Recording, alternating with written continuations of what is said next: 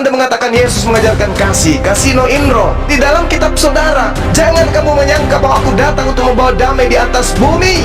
Aku datang bukan membawa damai, melainkan dang. Salam satu Tuhan. Para sahabat, dukung semua ya channel Densa News Muslim.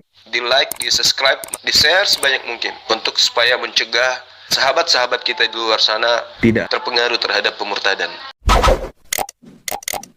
Kalau kita berbicara mengenai kaidah kitab sucinya umat Islam itu ada yang disebut ijazah ardan wasima'an. Apa itu? Secara praktek, seorang guru membaca Al-Quran, membaca ayat Alhamdulillahi Rabbil Alamin. Lalu kemudian murid mendengarkan dengan seksama. Setelah murid mendengarkan dengan seksama, setelah guru selesai membaca bacaan tersebut, sang murid membaca ulang apa yang dibaca oleh gurunya tadi. Ini namanya ijazah ardan wasima'an. Ini yang disifati oleh penyampaian Al-Quran. Rasulullah Muhammad sallallahu alaihi wasallam membacakan Alhamdulillahi Rabbil Alamin. Sahabat yang mendengarkan kemudian membacakan bacaan itu. Alhamdulillahi Rabbil Alamin. Begitu seterusnya. Semua ayat demi ayat dibacakan sedemikian oleh Rasulullah. Diterima oleh para sahabat. Demikian juga adanya. Inilah yang disebut metode ijazah ardan wasima'an. Jadi ada pelepasan ilmu kepada sang murid. Murid menerima ilmu itu dari sang guru. Setelah muridnya menghafalkan sesuai dengan apa yang diterima oleh guru, sang guru menyatakan sahih, bacaanmu benar, hafalanmu benar, tayyib. Dia diberikan ijazah, kamu kuberikan kewenangan untuk mengajarkan kepada orang lain. Ada ijazah. Ditanya si fulan, siapa gurumu? Baginda Rasulullah Muhammad sallallahu alaihi wasallam. Ditanya kemudian Ubayn bin Ka'af, siapa yang ngajarin kamu ayat ini? Ubayn bin Ka'af menunjuk ke belakang. Baginda Rasulullah Muhammad sallallahu alaihi wasallam. Ubayn bin Ka'af mengajarkan misalnya kepada Anas bin Malik. Kemudian Ubayn bin Ka'af mengajarkan Alhamdulillahi Rabbil Alamin. Anas bin Malik mengikuti bacaan itu. Alhamdulillahi Rabbil Alamin. Ketika kemudian bacaan Anas bin Malik itu benar, sesuai dengan kaidah yang diajarkan oleh Ubayn bin Ka'af, Ubayn bin Ka'af memberikan legitimasi jelas kepada Anas bin Malik. Anas bin Malik punya murid kemudian. Taruhlah muridnya adalah Sa'id bin Zabit. Sa'id membacakan apa yang didengarkan dari Anas bin Malik. Alhamdulillahi Rabbil Alamin. Lalu kemudian Sa'id mengulangi bacaan itu. Setelah bacaan Sa'id ini dihafalkan dengan fasih sesuai dengan apa yang diajarkan oleh Anas. Anas diajarkan oleh Ubayn. Ubayn bin Ka'ab diajarkan oleh baginda Rasulullah Muhammad sallallahu alaihi wasallam. Maka Sa'id mendapatkan ijazah dari sang guru, disebut ijazah ardan wasima'an. Begitu seterusnya. Sampai kepada kiai-kiai yang datang belajar ke Arab, sampai masuk ke Indonesia mendirikan pondok pesantren. Sahih. Nah, ini polanya jelas. Sanad Qurannya jelas. Bagaimana dengan Lukas? Kita lihat. Lukas 1. Nomor 1. Apa yang diterangkan di sana kemudian? Kita tengok kitabnya teman kita Kristen ini. Anak-anak Teos ini kita dengarkan. Kita lihat. Lukas 1. Pada saat Lukas ini menuliskan apa yang diceritakan oleh Lukas 1. Theophilus yang mulia. Banyak orang telah berusaha menyusun suatu berita tentang peristiwa-peristiwa yang terjadi di antara kita. Ini apa ini? Apa ini? Ini diterima Lukas dari mana ini tulisan? Dari mana dia dapatkan tulisan Lukas ini? Lukas menuliskan tulisan ini dapat dari mana? Siapa yang ngajarin? Siapa yang sebagai penyampai firman pada saat itu? Lukas atau Yesus? Yesus mengatakan, apa yang kau dengarkan daripada aku itu bukan dari diriku, tetapi dari Dia yang telah mengutus aku. Nah, sekarang Lukas ini, ketika Yesus mengatakan, aku tidak berkata-kata dari diriku sendiri, apa yang aku katakan adalah apa yang diperintahkan. Yesus siang. Yesus aja yang sebagai penyampai firman, yang mendapatkan ijazah langsung dari Allah, mengatakan aku tidak berkata-kata dari diriku sendiri. Ini Lukas siapa ini? Orang ini siapa? Memang tidak punya Tuhan atau punya Tuhan? Nah, biar jelas dulu ini. Lukas ini siapa ini? Lukas ini yang menerima tulisan kayak begini, si Lukas terima dari mana ini catatan ini? Ini yang perlu diselesaikan oleh teman-teman Kristen. Lukas menerima tulisan ini dari mana? Yesus tidak memberikan legitimasi, Yesus tidak memberikan ijazah kepada Lukas untuk mencatat catatannya. Silakan Anda bantah. Oke, jawab. Ya, ini ada Bang Gabriel juga ya. Shalom, assalamualaikum buat Bang Kalayubi. Ya, mungkin Gabriel udah nggak sabar nih. Dan buat Bang Ferry Sawa agak jauh dari dangdutannya, Pak. Oke, boleh saya tanggapi? Oke, terima kasih ya. Jadi Al-Quranmu sendiri mengakui ya, membenarkan ya Taurat dan Injil. Jadi nggak usah jauh-jauh, Al-Quranmu saja membenarkan kitab Taurat dan Injil. Injil itu adalah kitab Matius, Markus, Lukas, Yohanes ya. Matius, Markus, Lukas, Yohanes. Dan apa yang mereka tuliskan itu adalah sesuai dengan apa yang diajarkan oleh Yesus. Tidak ada ya firman yang disampaikan oleh Matius, Markus, Lukas, Yohanes itu bertentangan dengan ajaran Yesus. Ya. Itulah sebabnya sepanjang ajaran, sepanjang Injil itu tidak bertentangan dengan ajaran Yesus, maka itu diterima oleh orang Kristen. Kalau Anda mau mengatakan bagaimana mereka itu mendapat legitimasi, contohnya seperti ini. Ketika saya menyampaikan pekabaran firman Tuhan, misalnya saya ambil dari kitab Kejadian, apakah saya harus menerima legitimasi dari Tuhan? Ya, tidak perlu, brother. Sepanjang itu tidak bertentangan dengan ajaran Yesus, sepanjang itu tidak bertentangan dengan ajaran Alkitab, itu diterima. Tetapi kalau itu sudah melenceng, pasti itu apa? Itu berasal dari ajaran-ajaran sesat. Ketika mereka menulis akan kitab Injil ya, mereka itu mendapatkan inspirasi dari Tuhan. Itu sebabnya di dalam 1 Timotius 3:16, segala tulisan yang diilhamkan Allah itu memang bermanfaat untuk mengajar, untuk menyatakan kesalahan, untuk mendidik orang dalam kebenaran. Jadi ketika mereka menulis Injil itu, mereka mendapat ilham, inspirasi dari Roh Kudus. Itu sebabnya dalam 4 Injil itu saling melengkapi, tidak ada yang bertentangan. Ya. Kemudian tulisan-tulisan juga Rasul Paulus itu tidak ada yang menentang akan ajaran-ajaran Yesus. Tetapi kalian, kalian salah menafsirkannya. Ya, kalian selalu mengatakan, oh Paulus itu merubah hukum, dia telah meniadakan. Tetapi kalau Anda baca dengan teliti, Paulus itu tidak meniadakan hukum Taurat. Yang dia maksudkan adalah hukum-hukum upacara, ya. Kegiatan-kegiatan keimamatan di Ka'bah itu tidak lagi dilakukan karena itu memang sudah digenapi ketika Yesus datang sebagai korban. Ya, dia mengorbankan nyawanya dan itu dia sendiri yang mengatakan. Ya. Udah. Oke. Anda Oke. host, silakan. Ya, ini silakan Gabriel ya. Kasihan ini Firman sama Ilham selalu dibawa-bawa ini. Ya, silakan Bang Gabriel.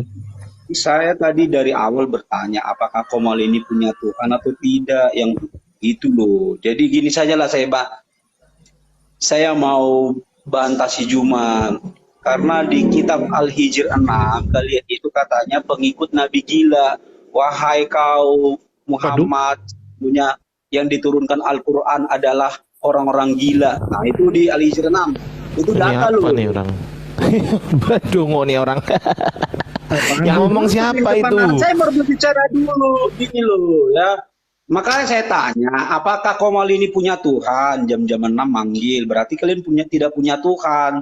Kalian senantiasa ya agama katanya tidak, agama kacau balau, tetapi kalian itu kacau balau. Kenapa? Iman orang kalian kacaukan. Nah, menurut kitab daripada kitab dongeng Al-Quran, kalian itu tidak punya Tuhan. Kitab dongeng Al-Quran yang mengatakan itu, ya kan? Diturunkan, host, diturunkan. Kita nggak butuh dengarkan. Apa ini? Iya, aku kadang Turunin aja. bingung. Enggak, kadang Turunin bingung aja. teman-teman ini. Itu cerminan Kristen itu begitu aslinya sebenarnya. Aslinya itu begitu Kristen itu. Orang Kalau yang ada- nggak punya Tuhan, ya orang yang nggak punya Tuhan itu dilihat dari kelakuannya gitu. Kalau Kristen yang masih sopan-sopan kayak Bang Ferry ini, itu karena dia hidup di lingkungan mayoritas Islam. Asli Kristen itu begitu. Mau tahu tidak teman-teman? Nanti di abad 20 Kristen itu mengenal kasih.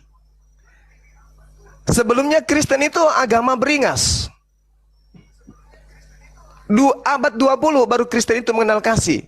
Sebelumnya coba lihat sejarah agama Kristen itu. Jadi orang Indonesia yang Kristen itu menjadi seperti Pak Ferry ini karena hidup di tengah-tengah mayoritas Islam. Itu fakta. Coba lihat keadaan Kristen di basis-basis mereka. Di mana mereka berkumpul, coba lihat bagaimana keadaan hidup mereka. Tidak usah kita pertanyakan lagi, kita semua tahu.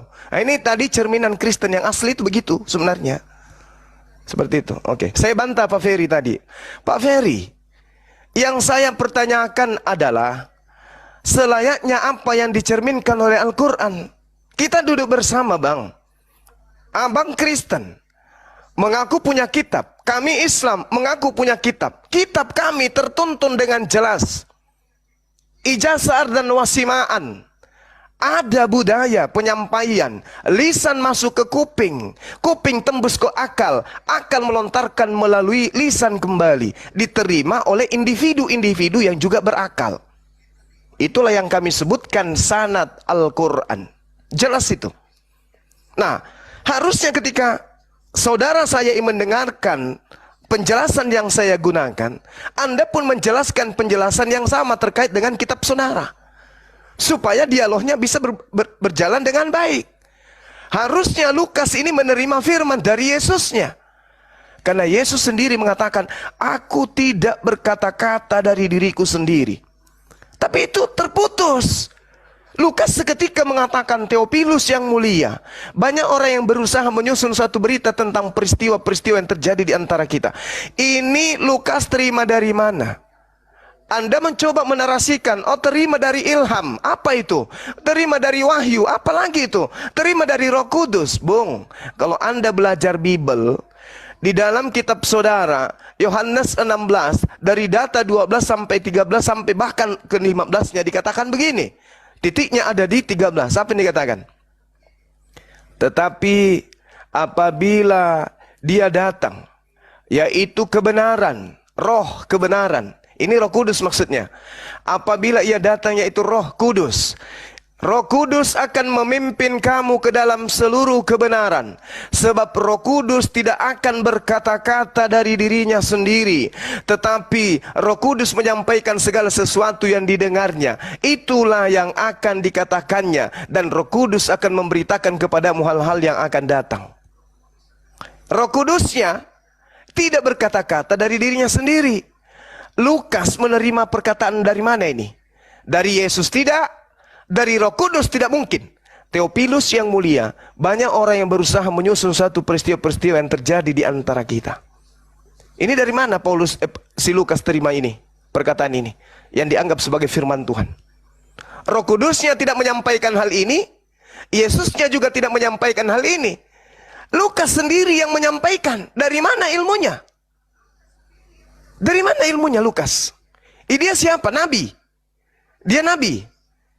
Karena yang mendapatkan pernyataan Tuhan berdasarkan bilangan 12 nomor 6 dikatakan, apabila di tengah-tengahmu ada seorang nabi, maka aku Tuhan, aku Elohim akan menyatakan diriku kepada dia melalui penglihatan dan berkata kepadanya melalui mimpi.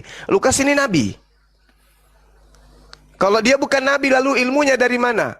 Dari Yesus? Tidak mungkin. Dari Roh Kudus? Tidak ada datanya. Roh Kudus tidak pernah mengatakan tentang Theophilus. Ini.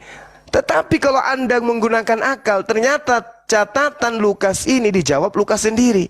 Banyak orang berusaha menyusun suatu berita tentang peristiwa-peristiwa terjadi, seperti yang disampaikan kepada kita oleh mereka yang semula menjadi saksi mata dari pelayan firman. Karena itu, aku setelah menyelidiki segala peristiwa itu dengan seksama dari asal mulanya, aku mengambil keputusan untuk membukukannya dengan teratur. Ternyata bukan dari Yesus, bukan dari Roh Kudus, bukan dari Elohim, tetapi dari hasil penyelidikannya dia. Ini yang disebut firman Tuhan. Hasil penyelidikan disebut firman Tuhan kayak begitu. Silakan Anda pertanggungjawabkan. Lanjut. Oke. Ya, jadi teman-teman Kristen yang mau naik silakan, mohon ya. Ya, Yang Muslim saya sementara mengerti. sudah terlalu banyak soalnya. Tapi gini Bang Ferry, ya kita sangat terima kasih dengan orang-orang seperti Bang Ferry yang memang sopan ya karena hidup di lingkungan Muslim. Ya, terus yang agak bingung itu masalah ilham itu Bang. Kasihan nama anak orang itu. Anak orang soalnya itu ilham, jangan dibawa-bawa Bang. Oke. Karena kalau cuman berdasarkan kenal, terus Anda mengklaim punya hak untuk menyampaikan apa yang disampaikan orang tersebut, itu nggak cocok. Contoh saya kenal Al-Ayubi, terus saya bikin cerita tentang Al-Ayubi. Al-Ayubi lahir di sini, mamanya ini, istrinya namanya ini. Sehingga orang merasa, wah kamu kenal sama Al-Ayubi. Terus selebihnya saya karang-karang, kan bahaya. Ya silakan Bang Ferry. Oke, saya mau tanggapi dulu tentang kasih ya. Yesus dari dulunya memang sejak dia ada itu dia sudah mengajarkan kasih. Tinggal orangnya, ya, tinggal orangnya mau praktekkan kasih atau tidak. Apakah Yesus pernah mengajarkan, bunuh ya, kamu bunuh atau apalah. Sedangkan Yesus mengajarkan musuh pun dikasih makan. Musuh pun dikasih makan kalau dia lapar. Kalaupun dia haus dikasih apa? Dikasih minum. Doakan musuhmu. Itu ajaran Yesus. Tetapi masalahnya oknum-oknum itu mereka tidak mau apa? Mempraktekkannya. Itu sebabnya ketika Yesus datang, bukan setiap orang yang berseru kepada Tuhan yang akan masuk dalam kerajaan surga, melainkan dia yang melakukan kehendak Bapakku di surga. Mereka itu hanya mengaku Kristen tapi tidak mempraktekkan apa yang diajarkan oleh Yesus. Makanya ya tadi juga saya prihatin ya, saudara saya yang Kristen tadi itu memang bukan mencerminkan tabiat Kristus, bukan mencerminkan orang Kristen itu. Ya, orang Kristen itu tidak seperti itu. Oke, datang kita back to the laptop ya tentang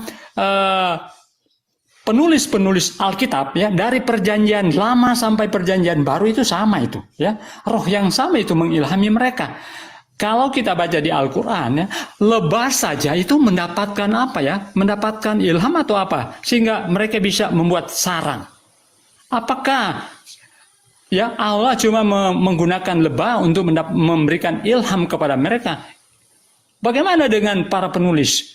Ya, firman, ya pastilah mereka mendapatkan ilham, mendapatkan inspirasi dari Tuhan, dari Roh Kudus, ya. Karena Roh Kudus itu tidak bisa dia berbicara langsung, menampilkan wajahnya, kemudian dia ngomong, jangan ini, jangan itu, melakukan ini dan itu, tetapi kan dia menggunakan media, ya dia gunakan tentunya manusia, dan itu memang tertulis ya, ketika mereka menuliskan kitab itu mereka mendapatkan apa? Ilham. 1 Timotius 3 ayat 16 ya. 1 Timotius 3 ayat 16 ya. Segala tulisan yang diilhamkan Allah memang itu bermanfaat untuk mengajar, untuk mendidik orang dalam kebenaran dan memperbaiki kelakuan. Dan semuanya itu tentunya sesuai dengan apa yang diajarkan oleh Yesus. Ya. Keempat Injil ini ketika mereka menuliskan tentang penyaliban itu sama, ya. Ada saksi-saksinya, apa yang mereka itu catatkan itu sama semua. Jadi kalau Anda bilang itu Lukas itu mengarang-arang itu tidak ada alasan itu. Itu Anda mengada-ada karena apa yang dituliskan oleh Lukas itu sesuai dengan firman Tuhan. Tidak ada yang bertentangan dengan ajaran Yesus. Coba Anda tunjukkan satu tulisan dari Lukas yang bertentangan dengan ajaran Yesus. Apa? Ada? Oke, silakan bro. Ya, silakan Bang Juma. Yang pertama, Yesus mengajarkan kasih ya, tidak mengajarkan bunuh. Padahal ada ayat tentang Yesus mau membunuh. Terus yang kedua, di mana bukti bahwa Lukas mengajarkan hal yang berbeda dengan Yesus? Silakan Bang Juma. Oke, baik. Saudara mengatakan bahwasanya Tidak setiap orang yang menyeru aku Tuhan akan masuk ke dalam kerajaan surga, melainkan dia melakukan kehendak Bapa. Saudara tadi itu melakukan kehendak Bapa. Ulangan 20. Apabila engkau mendekati suatu kota untuk berperang melawan, maka haruslah engkau menawarkan perdamaian kepadanya. Apabila kota itu menerima tawaran perdamaian itu dan dibukanya pintu gerbang bagimu, maka haruslah semua orang yang terdapat di situ melakukan pekerjaan rodi bagimu dan menjadi budak atasmu. Tetapi apabila kota itu tidak mau berdamai dengan engkau, melainkan mengadakan pertempuran melawan engkau, maka haruslah engkau mengepungnya. Dan setelah Tuhan Allah menyerahkan di tanganmu, haruslah engkau membunuh seluruh penduduknya, baik laki-laki maupun perempuan, dengan mata pedang. Oke, jelas itu ya. Nah, ini si Gabriel tadi ini frustasi. Kenapa? Karena pendahulu mereka Belanda tidak mampu kemudian menjadikan Indonesia ini menjadi negara Kristen. Ini data kehendak Bapa itu kepung Nusantara ini. Setelah mereka mengalah, kamu kalahkan, jadikan mereka budak, pekerja rodi. Dilakukan tidak Kristen terlebih dahulu? Dilakukan di negara ini. Tapi kemudian Islam berhasil mengusir mereka. Itu ya, supaya dipahami. Jadi semakin melakukan kehendak itu bahaya. Karena kehendak Bapa itu banyak data-data di perjanjian lamanya orang Kristen yang memerintahkan jangan biarkan apapun yang bernapas di sana. Itu perintah. Lalu kemudian Anda mengatakan Yesus mengajarkan kasih. Kasino inro. Di dalam kitab saudara, Matius 10:34. Jangan kamu menyangka bahwa aku datang untuk membawa damai di atas bumi. Aku datang bukan membawa damai, melainkan pedang. Aku datang bukan mendawa shalom. Ini dalil di kitab saudara. Ini dalilnya ini. Tidak bisa Anda berpura-pura. Islam telah membuktikan itu. Sebagai apologet kita buktikan itu. Lalu kemudian dalam Lukas 12:49, aku datang untuk melemparkan api ke bumi. Melemparkan api ke bumi. Betapakah aku mengharap api itu telah menyala. Ini jelas ajaran. Bahkan Yesus mengatakan, siapapun yang menjadi seteruhku, yang tidak mau aku menjadi rajanya, bawa di hadapanku, bunuhlah dia di hadapanku. Bahkan Yesus melegitimasi pengajaran yang sangat luar biasa. Barang siapa yang tidak membenci ibu kandungnya, bapak kandungnya, anak kandungnya, istrinya, saudara laki-lakinya, saudara perempuannya, dia tidak bisa menjadi pengikutku. Syarat menjadi pengikut Yesus harus membenci. Bukan tetangga, bukan Pak RT, bukan presiden yang dibenci, tapi siapa? Ibu yang melahirkan, ayah yang melahirkan, membesarkan, saudara kandung, anak kandung, itu harus dibenci untuk menjadi pengikut Yesus. Ajaran kasih. Tapi kasino inro.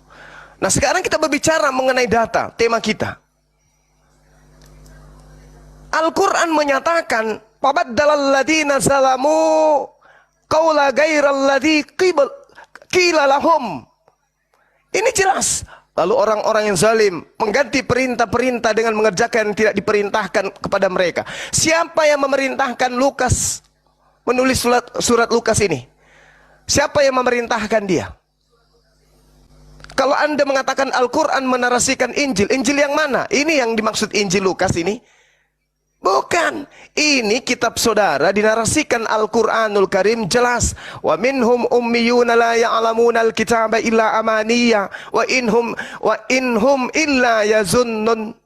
Di antara mereka ada yang buta huruf, tidak memahami kitab-kitab terdahulu, kecuali hanya berangan-angan, dan mereka hanya menduga-duga. Lukas ini berangan-angan. Lukas ini sedang menduga-duga. Fawailul lilladzina yaktubuna alkitaba biaidihim. Lalu dengan asas berangan dan menduga-duga, mereka kemudian menuliskan sebuah buku dari tangan mereka. Lalu mereka mengatakan ini dari Allah, padahal sebenarnya itu bukan dari Allah. Lalu mereka menjualnya dengan harga murah. Orang Romawi Yunani membelinya, dijadikan sebagai kitab suci. Ini Al-Quran menarasikan 1400 tahun silam. Jadi kenapa saya bawa data ini? Lukas itu buta, Lukas itu berangan-angan, Lukas itu menduga-duga. Lukas itu menduga-duga. Apa buktinya? Nah ini tadi. Maka aku setelah menyelidiki segala peristiwa itu dengan seksama dari asal mulanya, aku mengambil keputusan untuk membukukannya kembali.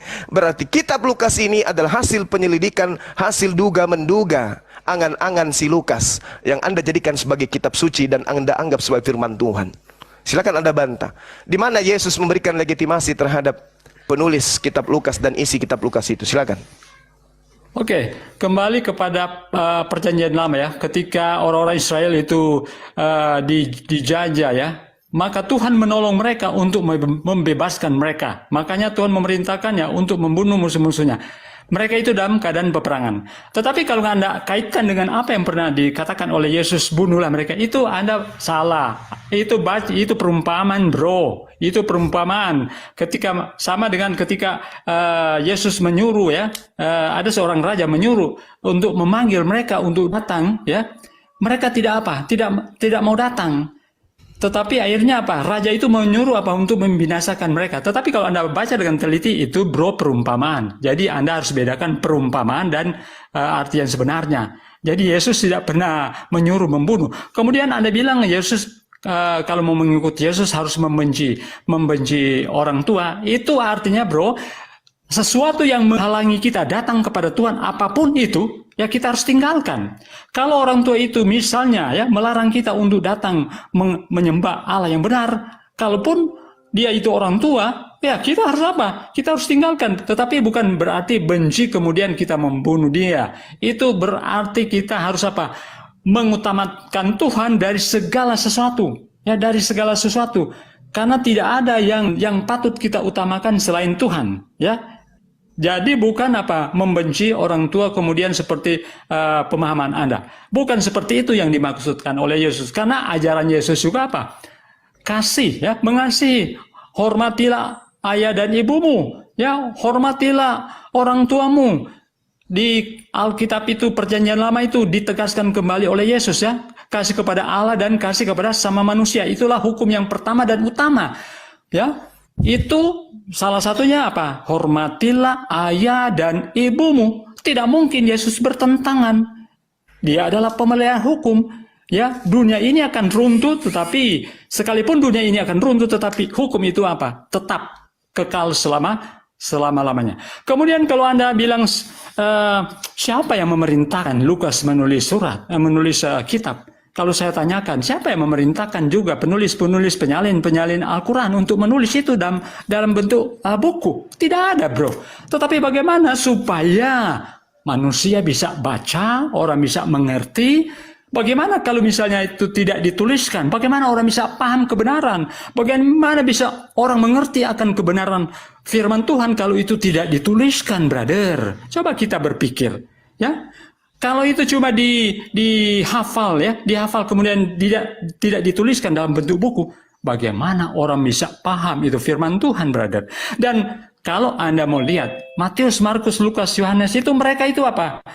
Tulisan mereka itu tidak bertentangan. Apa yang diucapkan oleh Yesus itulah yang mereka tuliskan. Kemudian apa juga yang mereka saksikan itu mereka tuliskan, dan itu tentunya atas ilham daripada Roh Kudus. Tak mungkin ya 4 orang yang berbeda menulis tulisan yang sama.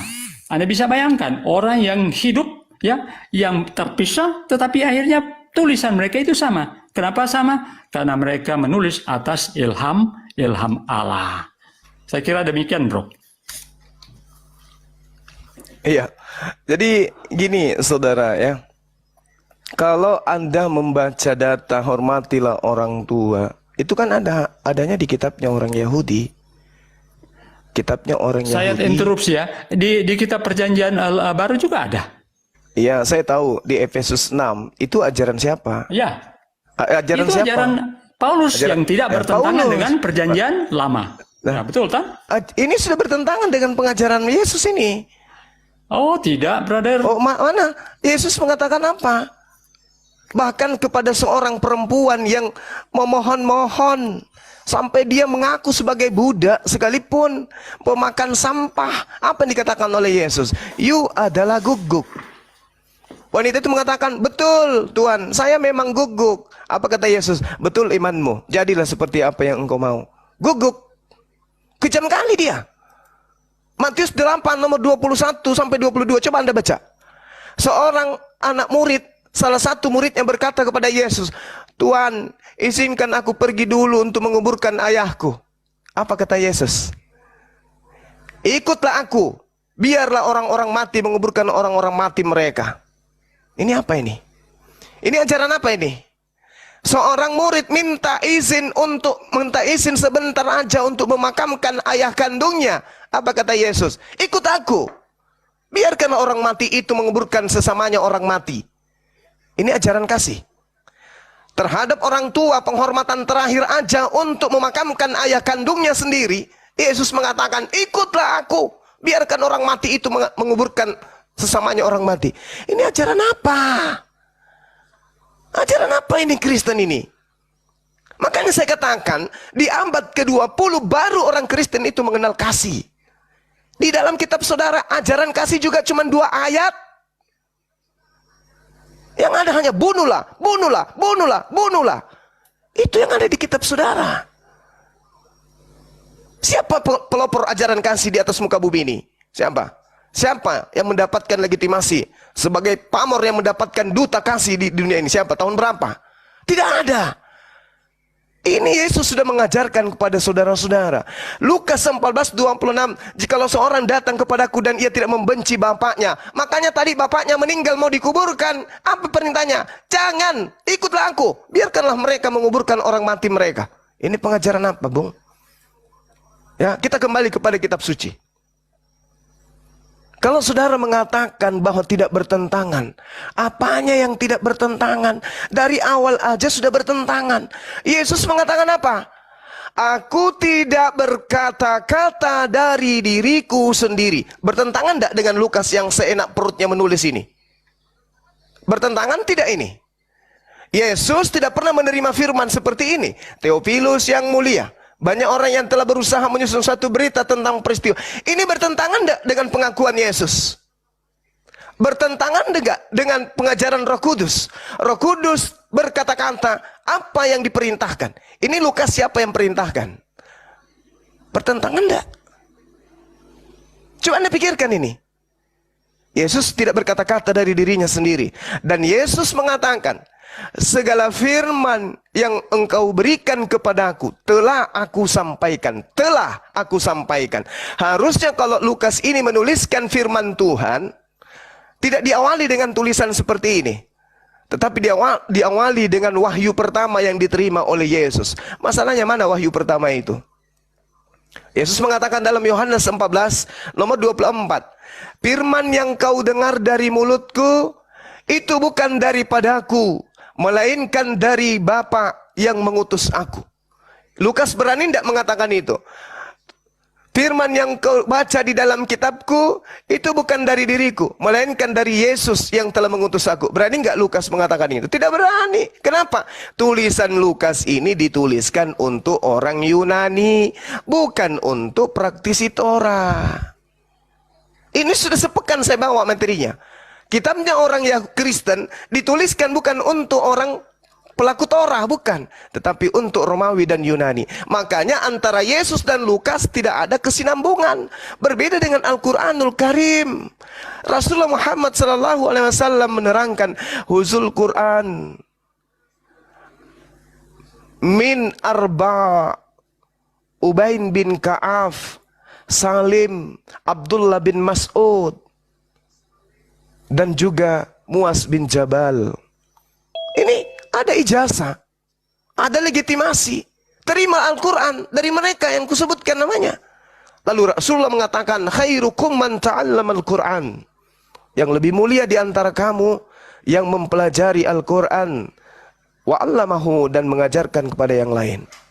Nah, ini mana Yesus memberikan legitimasi terhadap Lukas, Markus, Matius, Yohanes, Paulus? Mana? Enggak ada. Seketika kitabnya Anda jadikan sebagai apa? Acuan di dalam mempertuhankan utusan Tuhan Yesus. Silakan.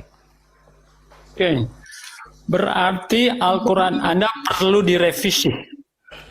Quran Anda perlu direvisi, kemudian buang saja ayat yang mengatakan bahwa Al-Quran membenarkan Taurat dan Injil. Itu di ayat mana ya? Anda buang saja itu. Karena kan Anda tidak percaya lagi tulisan daripada salah satu murid Yesus. Ya. Jadi kalau Anda tidak percaya lagi tulisan dari Lukas atau Matius, ya, Yohanes, Matius, berarti sudah perlu direvisi Al-Quran Anda. Yang Al-Quran Anda sendiri mengatakan Al-Quran membenarkan Taurat dan Injil. Itu satu. Kemudian, kalau Anda berbicara tentang apa yang dilakukan oleh Yesus ketika dia bertemu dengan seorang wanita yang memohon supaya anaknya disembuhkan. Yesus mau menguji imannya. Anda harus tahu latar belakang daripada orang Yahudi dan orang non-Yahudi waktu itu. Ya, mereka tidak bergaul tidak bergaul dengan baik ya. Orang-orang Yahudi yang di luar Yahudi, mereka menganggap itu orang yang orang yang tidak bersunat. Tetapi Yesus mau datang untuk apa? Merontokkan dinding-dinding, tembok-tembok pemisah itu. Makanya dia uji iman daripada wanita ini. Ya, oleh karena wanita ini memang betul-betul beriman kepada Yesus, maka apa yang Yesus katakan ya? Biarlah apa yang kamu inginkan itulah yang terjadi, sehingga akhirnya anaknya bisa disembuhkan. Ya, inilah yang Yesus mau mau hancurkan tembok-tembok pemisah ya antara orang Yahudi dan non Yahudi ya. Ya, ada wanita-wanita yang datang kepada Yesus, contohnya juga wanita yang berada di sumur Yesus ya, bersama-sama dengan Yesus. Itulah yang dilakukan oleh Yesus. Kemudian orang mati ya, Yesus katakan ya, biarlah orang mati itu menguburkan. Ini kan kiasan ini, brother. Yesus mau apa? Supaya mengikuti Yesus secara totalitas ya, secara totalitas. Bayangkan sampai Yesus mengatakan kalau ada orang mati biarlah dia menguburkan diri. Apakah ini mungkin? Ya, apakah ini mungkin? Saya mau tanya, apakah ini mungkin orang mati menguburkan dirinya sendiri?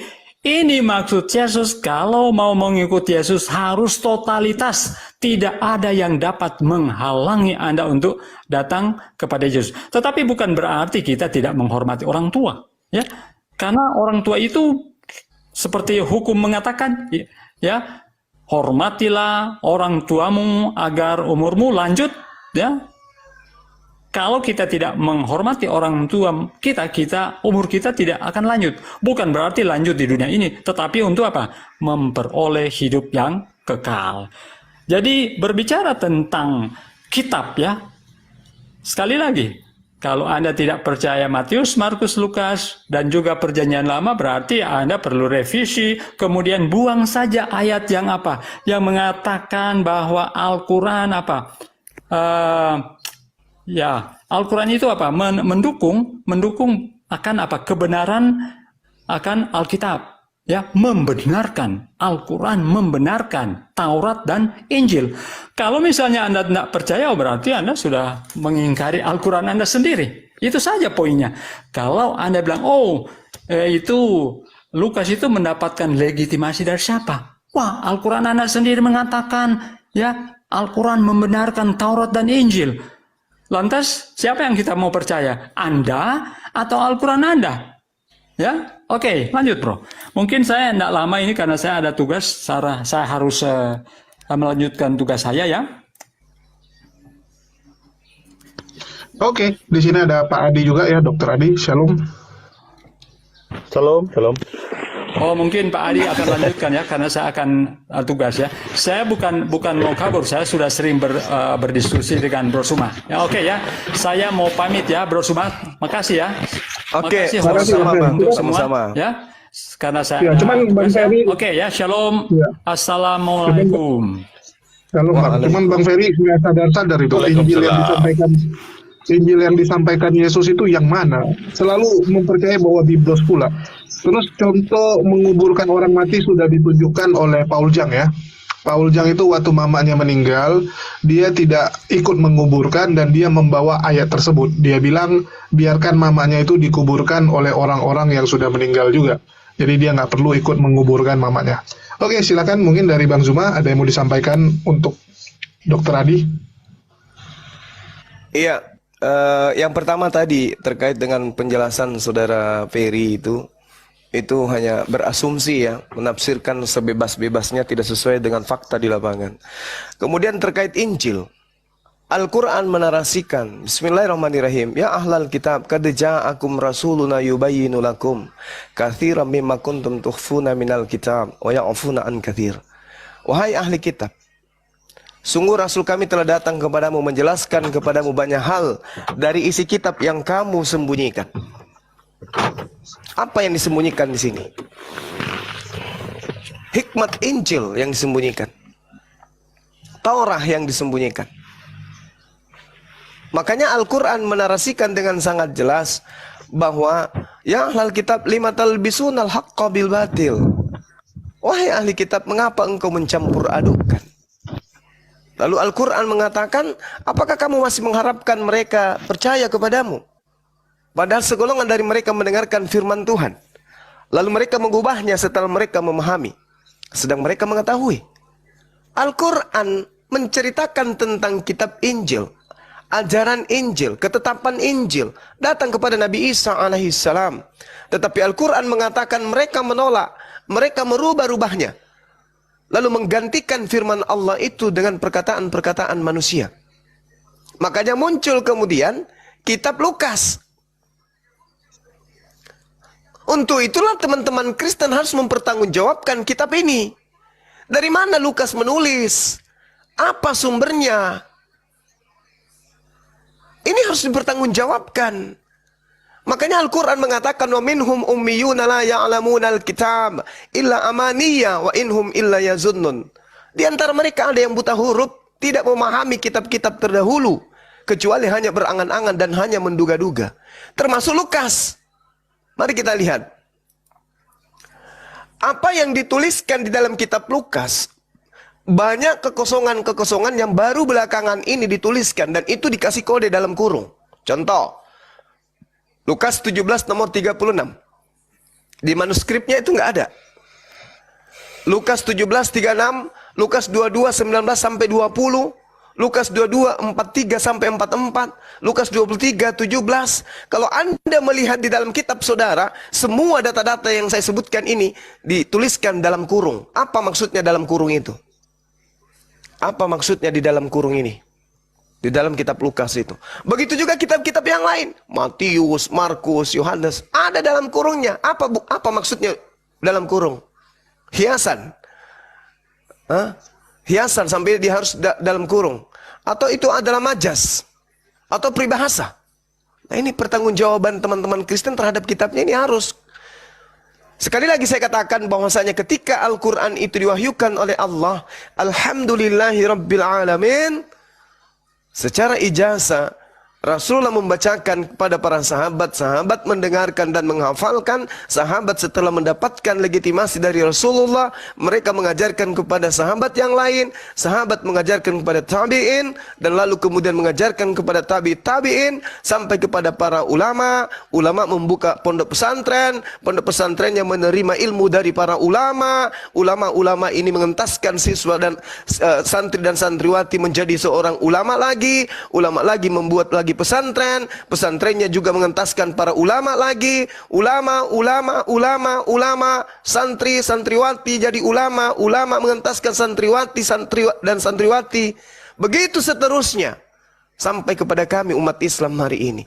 Nah, ini Yesus aja sampai ke Lukas nggak nyambung.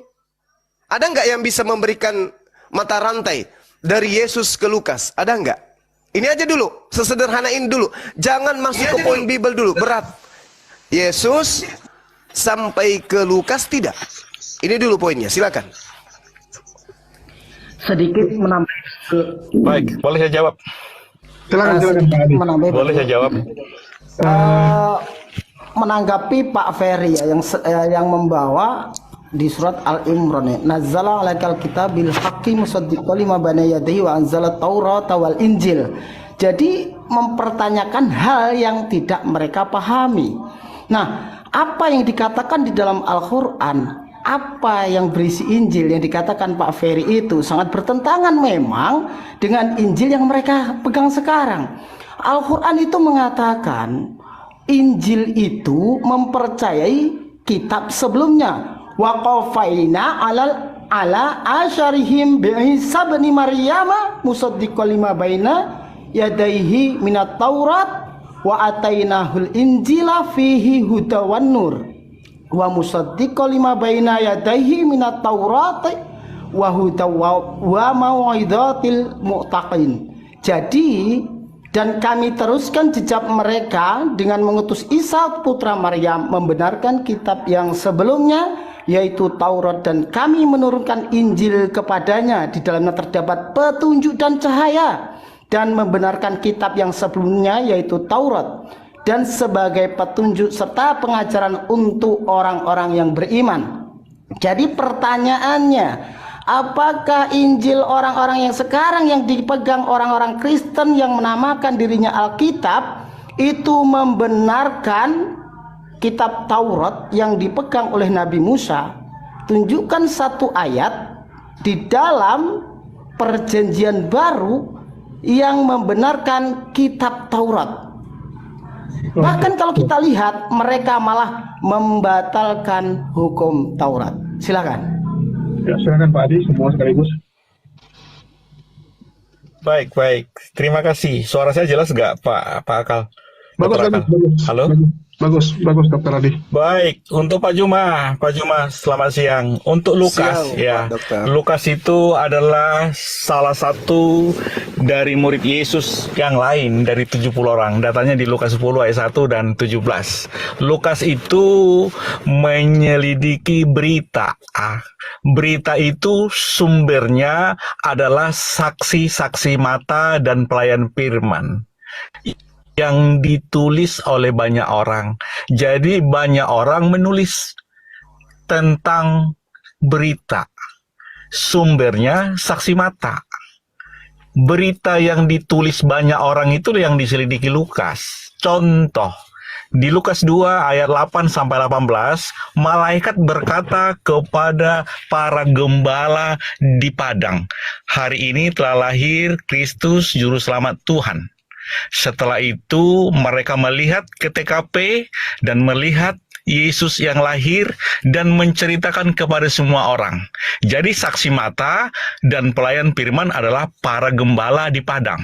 Sumber berita dari malaikat itu ditulis banyak orang menjadi berita. Berita itulah yang diselidiki Lukas dan dibukukan kembali. Lalu di Kisah Rasul 9 ayat 10 sampai 18. Firman Tuhan datang kepada Ananias murid Tuhan melalui penglihatan. Jadi apa yang diterima Ananias murid Tuhan, yaitu firman melalui penglihatan, ditulis banyak orang menjadi berita. Berita itulah yang diselidiki Lukas. Benar atau tidak, lalu dibukukan. Itulah kronologi kenapa kitab Injil Lukas dan kitab Kisah Para Rasul ditulis oleh Lukas tentang apa yang dikerjakan oleh Yesus, yang diajarkan oleh Yesus. Seperti 1 Yohanes 1 ayat 1, apa yang kami lihat, apa yang kami dengar tentang firman hidup, itu yang kami tuliskan. Kami di sini adalah murid-murid Yesus. Murid-murid Yesus ada 12, ada 70, ada khusus alat pilihan Paulus. Jadi murid-murid itulah yang melihat dan mendengar tentang Yesus dan ajaran Yesus, lalu dituliskan dalam sebuah kitab. Lalu adakah satu ayat tentang perjanjian lama itu? Yesus sendiri mengakui bahwa tulisan-tulisan Musa dan para nabi tentang Yesus. Yohanes 5 ayat 46. Lukas 24 ayat 27 dan 44, bahwa apa yang ditulis oleh di kitab Taurat Musa dan kitab para nabi tentang Yesus akan digenapi. Demikian. Oke. Ya, silakan. Oke. Baik. Sekali lagi saya katakan kepada saudara Pak Dokter ini ya. Yesus itu datang sebagai penyampai firman. Dia tidak berkata-kata dari dirinya sendiri. apa yang dia katakan adalah apa yang diperintahkan. Anda mengatakan Lukas menulis berdasarkan kesaksian. Siapa saksinya? Siapa saksinya? Dan apa tolak ukur kesaksiannya itu benar? Bukankah firman Tuhan itu harus terjaga? Dan tidak boleh terkotori dengan perkataan-perkataan yang bukan firman Tuhan. Sementara Anda mengakui bahwa Lukas menuliskan hanya berdasarkan kesaksian. Kesaksian siapa? Lantas apa yang menjadi ukuran kesaksiannya itu benar? Itu poin yang harus Anda selesaikan. Selayaknya Al-Quran diterima oleh Rasulullah, disampaikan kepada para murid, para sahabatnya. Sahabatnya menghafalkan. Sahabatnya tidur bersama, makan bersama, duduk bersama, hidup bersama. Saling melengkapi antara guru dan murid. Yesus juga demikian. Dia juga punya murid. Lalu kalau Anda mengatakan bahwa data-data yang Anda sajikan itu adalah firman Tuhan, jelas di dalam kitab saudara sendiri, di situ diceritakan sesudah Yohanes ditangkap, datanglah Yesus ke Galilea, mengajarkan, memberitakan Injil Allah, bukan Injil Markus, bukan Injil Yohanes, bukan Injil Matius, bukan. Bukan surah-surah Paulus. Yang Yesus beritakan di Galilea adalah Injil Allah. Mana Injil Allah itu? Injil Allah itu mana? Lalu kemudian diceritakan di dalam Kisah Para Rasul 8 nomor 35. Maka mulailah Filipus berbicara dan bertolak dari nas itu. Ia memberitakan Injil Yesus kepadanya. Mana Injil Yesus? Injil Yesus yang diberitakan Filipus mana? Injil Allah yang diberitakan oleh Yesus mana? Injil Yesus yang diberitakan Filipus tidak ada. Injil Allah yang diberitakan oleh Yesus pun tidak ada. Tetapi ada pengakuan Paulus di dalam Galatia 1 nomor 6. Aku heran bahwa kamu begitu lekas berbalik daripada dia yang telah memberikan kasih karunia Kristus memanggil kamu, mengikuti Injil lain. Aku heran begitu cepat engkau berpaling kepada Injil-Injil lain selain daripada Injil yang aku beritakan kepadamu. Galatia 1 nomor 6. Jangan-jangan yang dimaksud daripada Injil yang diberitakan oleh Paulus ini, Injil lain ini adalah Injil Allah, Injil Yesus. Jangan-jangan itu. Karena Paulus mengatakan, aku heran engkau begitu cepat berpaling kepada Injil lain. Berarti ada Injil lain selain Injil-Injilnya Kristen. Ada Injil lain selain daripada Injil-Injil yang dikanon. Injil mana itu? Sementara jelas disebutkan dalam kitab saudara ada Injil Yesus, ada juga Injil Allah. Sementara Injil Yesus kita tidak temukan, Injil Allah pun tidak ditemukan. Berarti benarlah kata Al-Quranul Karim, mereka menyembunyikan dari apa yang Allah wahyukan kepada mereka. Rasulullah Muhammad SAW datang menjelaskan kepada kalian banyak hal dari isi kitab yang kalian sembunyikan. Mana Injil Filipus, Injil Yesusnya, mana Injil Allahnya? Tunjukkan kepada kita kalau ada. Yang ada di meja Kristen hari ini hanyalah catatan-catatan yang tidak jelas dari mana asal usulnya. Silakan.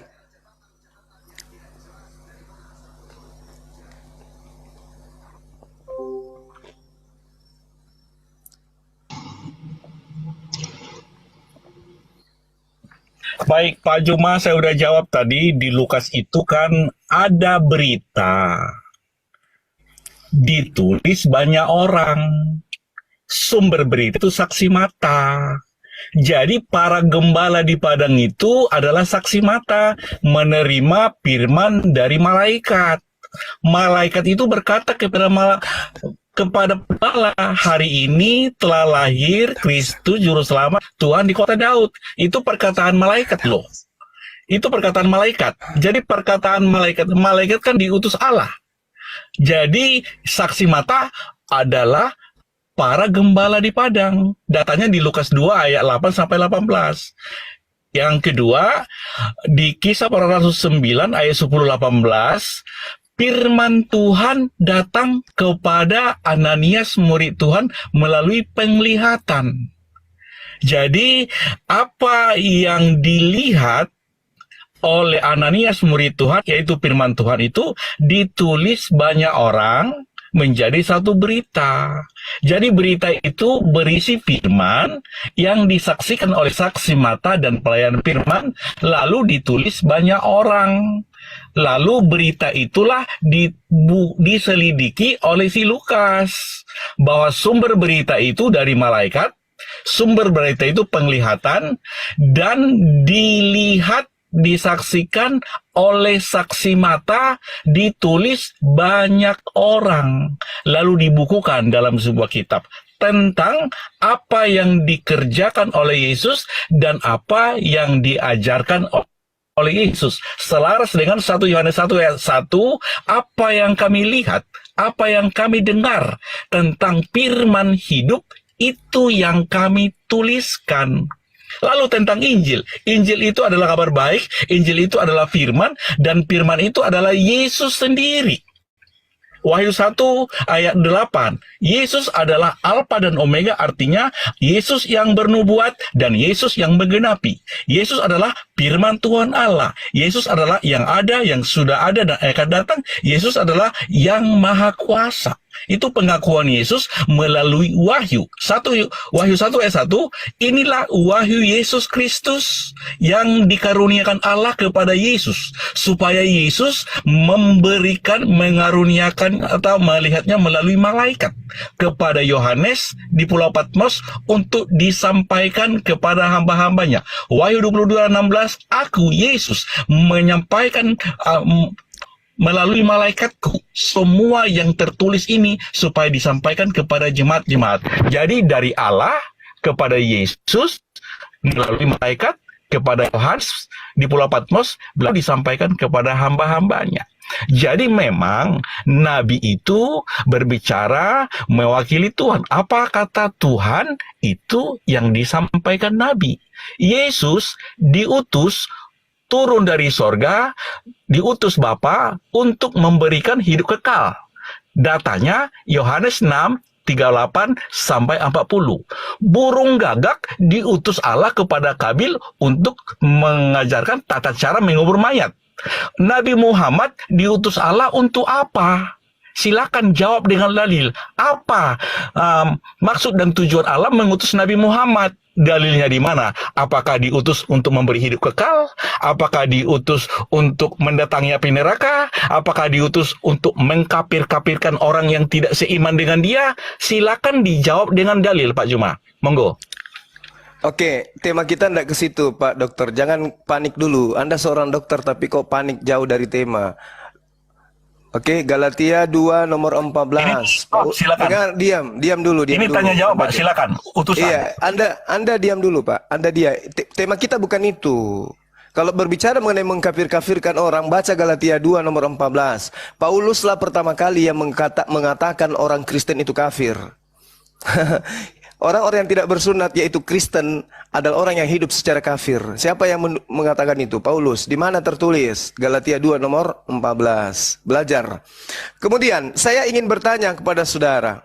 Ini kita fokus ke tema dulu, Pak. Jangan lari kemana-mana. Belum ada Kristen yang mampu menghadapi saya tentang Bible. Sekalipun dokter S5 sekalipun. Apalagi kalau cuma level Anda. Di dalam Kisah Para Rasul 9 yang Anda bacakan tadi, Pak Dokter, di situ tertulis, di Damsyik ada seorang murid Tuhan bernama Ananias. Ini Lukas dapat informasi dari mana ini? Dari mana Lukas tahu cerita ini? Siapa yang mewahyukan Lukas cerita ini? Bahwa di Damsyik ada seorang murid Tuhan bernama Ananias. Lalu Lukas mengarang, firman Tuhan datang kepada Ananias melalui penglihatan. Ini Lukas karang cerita, ilmunya dari mana? Ini pertanyaan, tolong dijawab. Yesus sebagai penyampai firman tidak pernah mengenal Ananias. Yesus sebagai penyampai firman tidak pernah mengenal pengarang kisah pewarta kitab Anda. Pertanyaan saya, sebagai dokter, orang yang intelektual, tolong jawab saya. Dari mana Lukas menceritakan kisah-kisah ini? Siapa yang membisikkan kupingnya? Di Damsyik ada seorang murid Tuhan bernama Ananias. Sejak kapan Ananias menjadi muridnya Tuhan? Coba Anda pelajari di mana Yesus pernah punya murid bernama Ananias di Damsyik. Sejak kapan Yesus pernah ke Damsyik? Sejak kapan Yesus punya murid orang Yunani? Sejak kapan? PR Anda sekarang sebagai dokter, tunjukkan asal informasi yang diterima Lukas ini dari mana. Di Damsyik ada seorang murid Tuhan bernama Ananias. Firman Tuhan datang kepadanya. Dari mana Lukas tahu Tuhan berfirman kepada Ananias? Bukankah firman Tuhan itu hanya datang kepada Yesus? Jawab, silakan.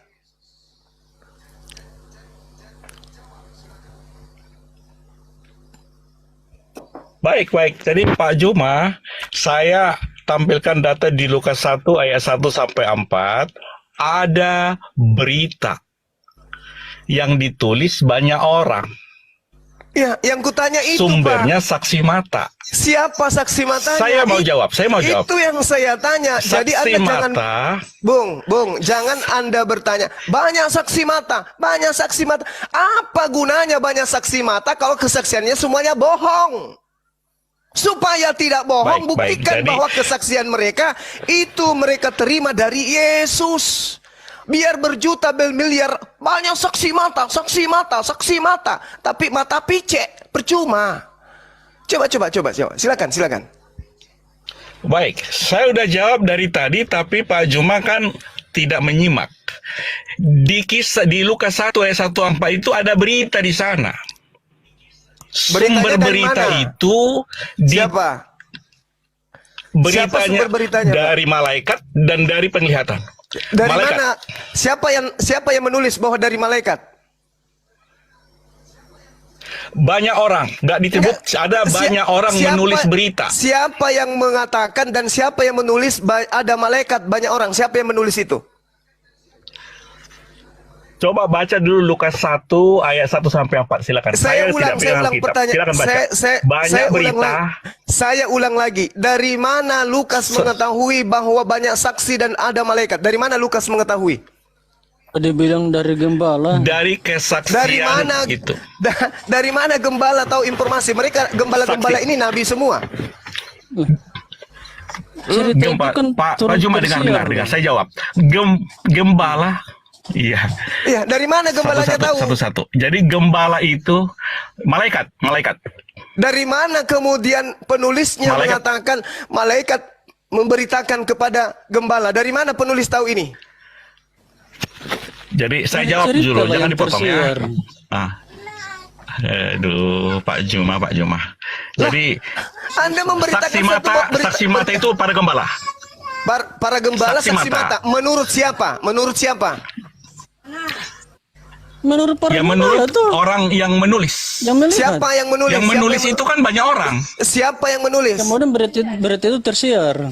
Siapa yang menulis? Tunggu. Siapa yang menulis? Banyak orang. Siapa orangnya? Banyak orang. Siapa orangnya? Tidak disebutkan, tapi banyak orang nulis. Tidak Tidak disebutkan. Banyak orang. Dari mana Anda tahu bahwa kesaksian banyak orang ini adalah betul? Apa tolak ukurnya? Baik, saya jawab ya sesuai yang Ya. tertulis. Saya jawab dengan tertulis, jangan dipotong. Makanya Pak Juma ngomong saya diam. Menerima wahyu ada saksinya. Jangan itu. Tunggu. siapa yang melihat? Ini banyak topik. orang ini apa Tidak. maksudnya? Pak Juma kan nggak mampu diskusi. Pak Juma nggak mampu diskusi banyak Bukan. satu topik. Jadi Pak Juma yang mampu satu topik. Menerima Anda wahyu ada yang tidak melihat. mampu. Ilmu Pak Juma kan cuma satu topik. Di luar Maksudnya? topik ini Pak Juma nggak mampu. Jadi Oh, cuma topik. saya Jadi topik topik ini aja saya jelaskan orang Pak Juma. Muhammad Saya menerima tahu wahyu, apakah topik ada yang apapun melihat? saya layani Anda. Bukan Tidak sudah berapa ada. kali Ilmu kumpul Pak Juma otak Anda satu topik pecah? aja. Dokter, apakah Oh, sudah berapa Pak Juma kali kan kumpul satu pecahkan topik. otak Dengar Anda? baik. Jangan panik dulu. Ini Silakan, kita Pak Wei tema jawab. ini aja dulu. Ini tema ini dulu. Jangan nangis dulu. Pasiennya nanti salah suntik. Anda jelaskan dulu. Banyak saksi itu si Opo aja. Dia bilang dari gembala. Oke, saya jawab. Kemudian Gembalanya tersiar. siapa? Gembalanya siapa? Ngakak. Gembalanya siapa? Kamu yang jadi gembala di situ. Lukas penulis kitab Anda saja tidak pernah bertemu Yesus, apalagi yang diceritakan. Banyak gembala, banyak saksi. Sopore. Siapa gembalanya? Siapa saksinya? Lukas itu dari hasil penyelidikan loh Bang. Dalam Penyelidikan. Dari hasil penyelidikan berarti bukan pewahyuan. Kenapa dia menyelidiki kalau dia adalah murid Tapi itu Yesus? real loh, real. Ya urusannya, kenapa dia melakukan penyelidikan kalau dia murid Yohanes Yesus? juga menceritakan hal yang sama. Yesus itu Kenapa? mati, bangkit dari ketiga. Kenapa? Dengarkan, kenapa kemudian kalau dia murid Yesus melakukan penyelidikan? Bukankah Yesus mengatakan segala firman telah aku sampaikan kepada siapa? Kepada muridku. Kalau Lukas murid Yesus, kenapa dia melakukan penyelidikan? Iya, disampaikan kepada murid Yesus dan murid Yesus menyampaikan ke Lukas. Gitu aja pusing. Murid Yesus menyampaikan ke Lukas. Mana datanya? Siapa nama murid Yesus yang bertemu Lukas? Silakan. Katakan hasil penyelidikan. Siapa nama murid Yesus yang bertemu dengan Lukas? Kan kayak anak SD. Loh, ini berita tentang kitab suci harus akurat ini. Kalau dia tidak akurat, itu namanya surat kabar robek. Akurat. Siapa yang disalib? Kalau Al-Quran itu akurat. Yang Jangan disalib lari ke siapa? situ. Menurut Al-Quran. Kalau memang Al-Quran itu akurat, siapa yang menggantikan Isa? Jangan lari ke situ. Ini sedang kita membahas Kamu tentang mengatakan Alkitab kami tidak pewahyuan. akurat. Memang tidak Apakah akurat. Al-Quran itu akurat? Siapa? Dengar. Siapa yang menggantikan Isa? Dengar. Kalau memang Al-Quran itu Yesus akurat. menerima firman. Pakai otak lu. Firman yang Yesus terima telah dia sampaikan. Disampaikan kepada siapa? Murid. Nah, Lukas ini menerima dari mana? Murid katanya. Murid yang mana? Bukankah murid-murid Yesus sudah mati semua dibasmi oleh Paulus? Murid yang mana yang datang ke Lukas? Siapa nama murid itu? Sembarang sekali orang ini. Yang mati itu hanya siapa ya? Hanya siapa yang mati? Tapi kan ketika Paulus bertobat kan ada yang 11 Ya, orang Paulus lainnya itu yang masih bertobat, hidup. Paulus bertobat. Apa pula Paulus bertobat? Kenapa dia bertobat? Untuk apa dia bertobat? Bukan dia mengaku bahwa dipilih dari Coba, sejak bro, rahim kamu ibunya. menjelaskan bro, karena kami lebih memahami kitab kami. Kalau Anda memahami, makanya saya tanya, siapa nama murid yang datang kepada Lukas? Siapa? Pertama, dengarkan ya. Pertama, Simon, Petrus, Simon Petrus, Andreas, Memangnya Al-Quran itu Yakobus, akurat? Siapa Yohanes, yang menggantikan Isa? Kalau memang Filipus, Al-Quran itu akurat. Bartolomeus, Thomas, Lewi, Yakobus, Tadeus, Simon, Yudas. Siapa di antara ke-12 murid ini yang bertemu dengan Lukas? Siapa? Sebutkan. Kalau dalam Alkitab tidak tertulis secara terperinci loh. Lah, tidak tertulis. Makanya kan semacam dalam Al-Quran. Kalau memang Al-Quran itu akurat, kalau memang Al-Quran itu akurat, siapa yang menggantikan Isa? La haula wala quwata illa Pakai billah. otak lu. Masa harus bertanya? La.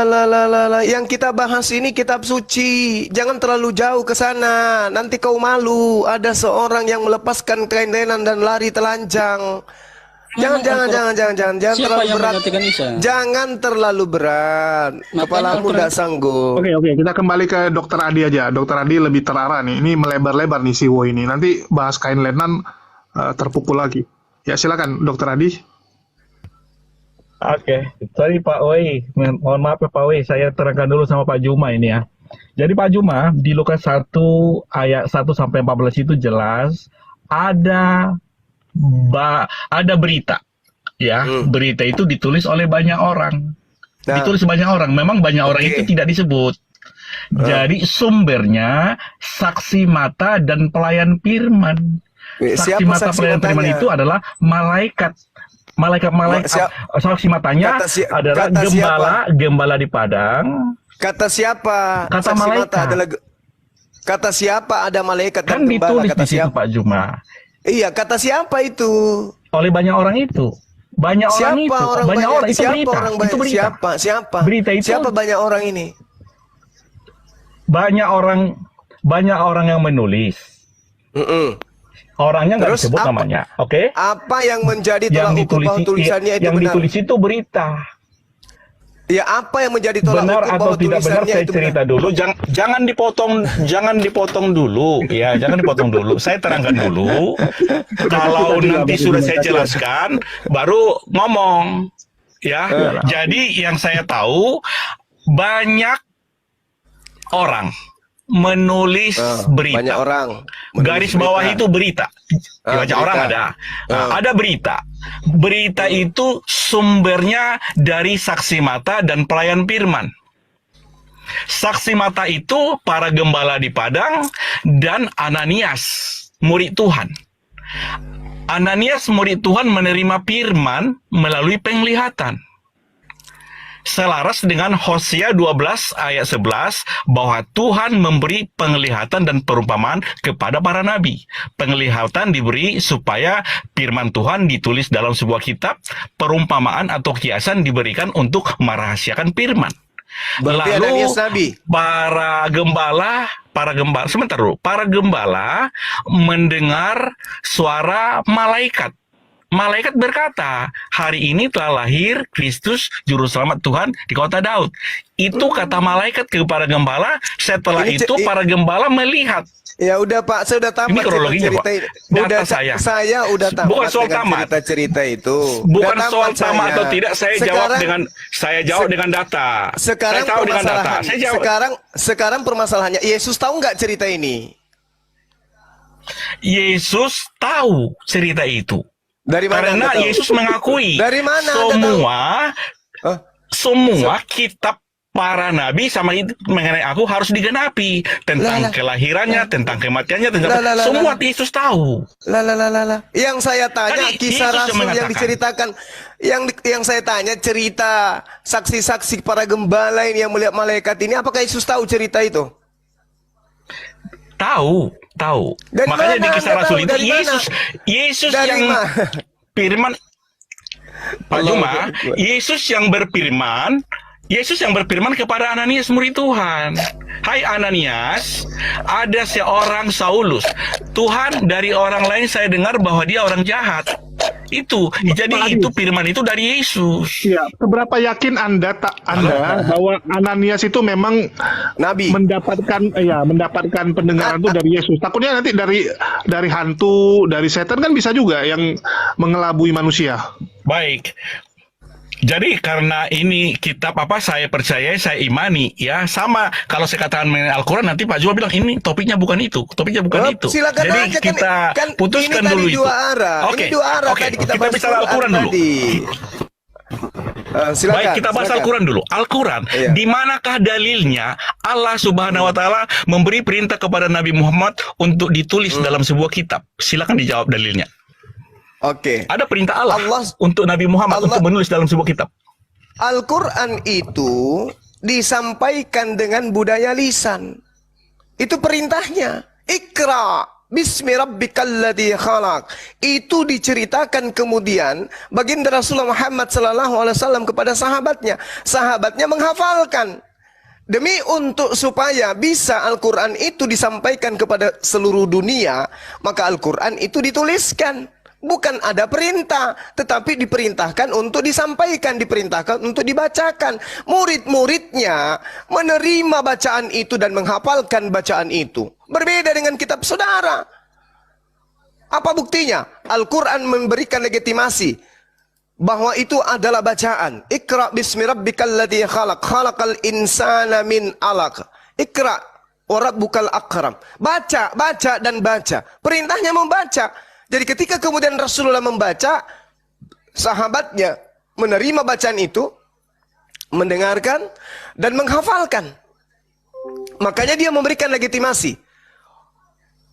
Terimalah Al-Quran dari keempat sahabatku, Abdullah bin Mas'ud, Salim, Mu'az bin Jabal, dan Ubay bin Ka'af. Nah sekarang ada nggak perintah Yesus begitu?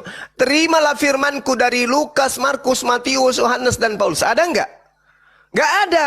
Makanya kita bahas. Ini kitabmu kitab dari mana ini? Anda mengatakan Ananias. Sejak kapan Ananias jadi nabi? Ingat Pak Dokter, saya katakan kepada saudara, Yesus mengatakan, segala firman yang engkau berikan kepadaku telah aku sampaikan. Kalau segala firman telah disampaikan, sebelum Yesus terangkat ke langit, apakah masih ada firman ketinggalan untuk diberitakan? Kan sudah tidak ada. Semuanya telah Yesus sampaikan. Lalu ada karangan-karangan muncul belakangan. Yesus berfirman, Yesus berkata kepada malaikat-malaikat, malaikat-malaikat menyampaikan ke gembala-gembala. Ini cerita dari mana lagi? Yesus berkata kepada Ananias, Bung, jangan kelamaan tidur. Yesus sudah menyelesaikan pemberitaan firman-Nya kepada murid-muridnya. Dan di situ tidak ada Ananias. Segala firman yang engkau berikan telah aku sampaikan. Setelah Yesus menyelesaikan tugasnya, menyampaikan firman-firman yang menjadi porsi dia untuk ia sampaikan kepada muridnya, Yesus terangkat ke langit. Tamat. Gak ada lagi firman dari Yesus. Gak ada. Firman-Nya sudah terangkat ke langit. Stop. Terangkat sudah dia ke langit. Gak ada lagi firman. Muncul Kristen mengarang cerita. Lukas menulis berdasarkan kesaksian. Yesus datang. Wow. Salah tangkap ya. Yesus lagi datang lagi. Yesus berfirman. Mana dalilnya? Aku akan datang berfirman lagi. Mana? Salah kaprah nih. Diam.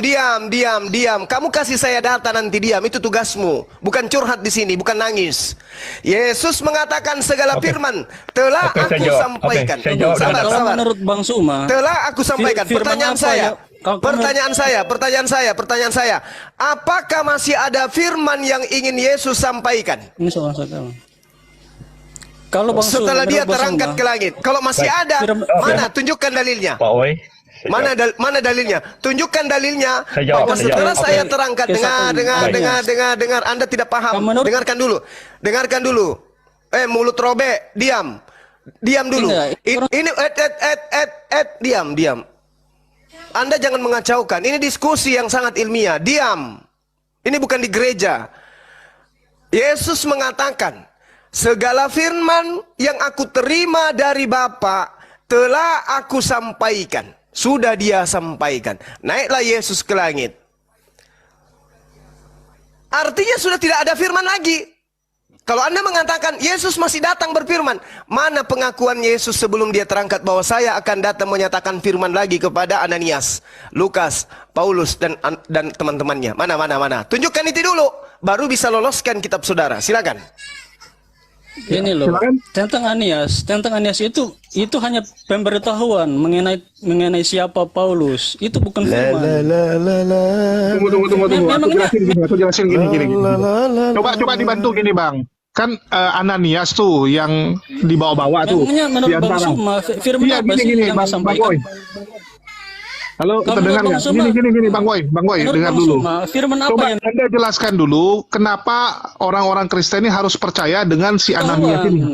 Padahal Ananias ini kan bukan murid Yesus. tentang Paulus. Tunggu dulu, Ananias ini bahkan dia adalah seorang Yahudi yang mengikut hukum Taurat. Bisa jadi dia kerjasama sama Paulus. Takutnya kan kerjasama. Ya, coba ini dulu, dipromosikan dulu nih Ananias ini siapa? Memangnya firman apa yang disampaikan ke Ananias? Itu kan Tuhan menyampaikan tentang Paulus, di mana Paulus itu sudah bertemu dengan Yesus gitu loh. Iya kan dia yang bilang sudah ketemu. Bisa jadi bohong kerjasama si Ananias sama Paulus. Bisa nggak kerjasama mereka dua? Memang ada ayat tertulis mereka kerjasama. Iya bisa jadi kan di sini saya tanya bisa jadi mereka kerjasama. Itu kan hanya tanggapan Ya kalau kita. dibalik mana bukti bahwa dia disuruh sama Yesus? Bingung kan? Karena tidak ada ayatnya tertulis demikian begitu, bro. Kalian Ya nggak ada juga ayat bahwa dia itu murid Yesus. Kami hanya percaya apa yang tertulis. Kalau kalian hanya menduga-duga begitu ya, kami juga tidak akan percaya loh. Kalian hanya menduga-duga. Ya bawa Memangnya sejarah firman- Ananias. Bang. memangnya- Ananias pernah memangnya ketemu firman- Yesus nggak? Nggak, memangnya Ananias firman pernah ketemu apa? Yesus nggak? Memangnya firman apa yang disampaikan kepada Ananias?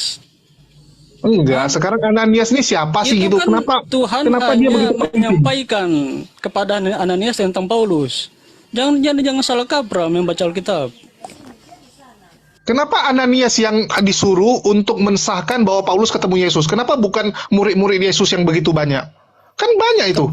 Anas ini salah satu pengikut Yesus, karena pengikut Yesus pada waktu itu kan ratusan orang. Mana bukti? Loh. Dia memberi makan 5.000 orang, itu pengikut Yesus loh. Ada si Ananias di situ? Mana bukti Ananias termasuk 5.000 tuh? Kalau Halo. Alkitab, Ananias itu penduduk Damaskus, dia bukan penduduk akan Yerusalem. kalau Alkitab akan menulis yang muat apa yang terjadi, Alkitab tidak bisa merampung, bro. Aduh, gimana sih? Ananias itu orang Damaskus loh, bukan orang Yerusalem loh. Gimana tuh? Kan bingung lo kan? Oke lah, lanjut lah ngarang bebas ya.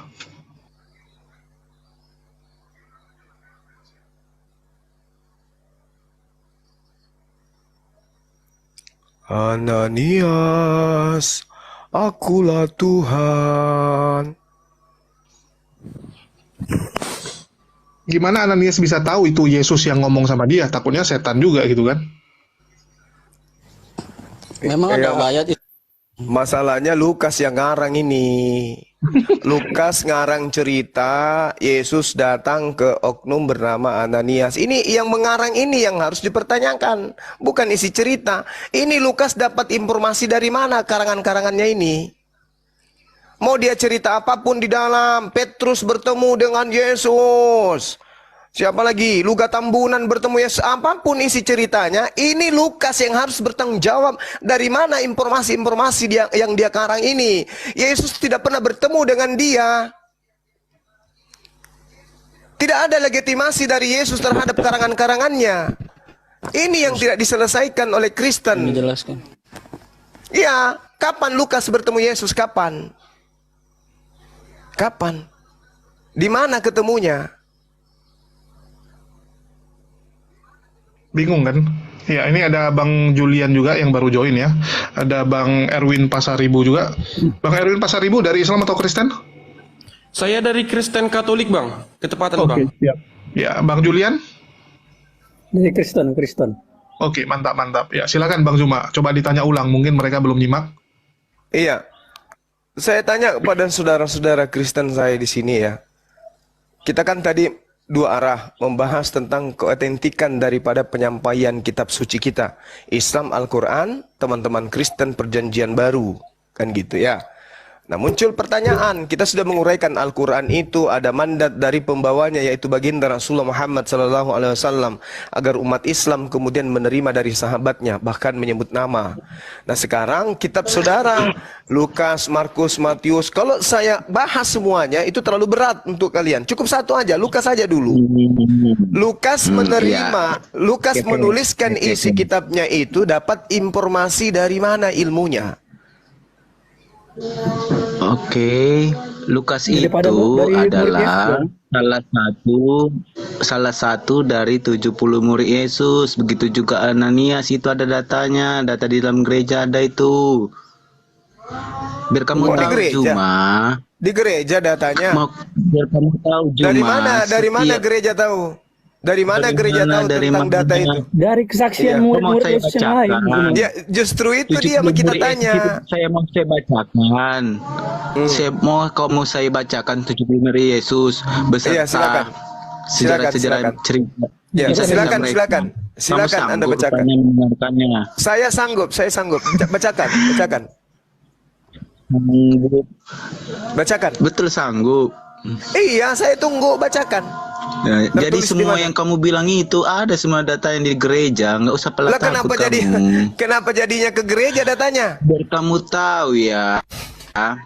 Biar kamu tahu ada kitab ada kitab di luar Alkitab yang menjelaskan mengenai itu, sejarah-sejarah itu. Contohnya kitab apa lagi yang kitab dari Smyrna.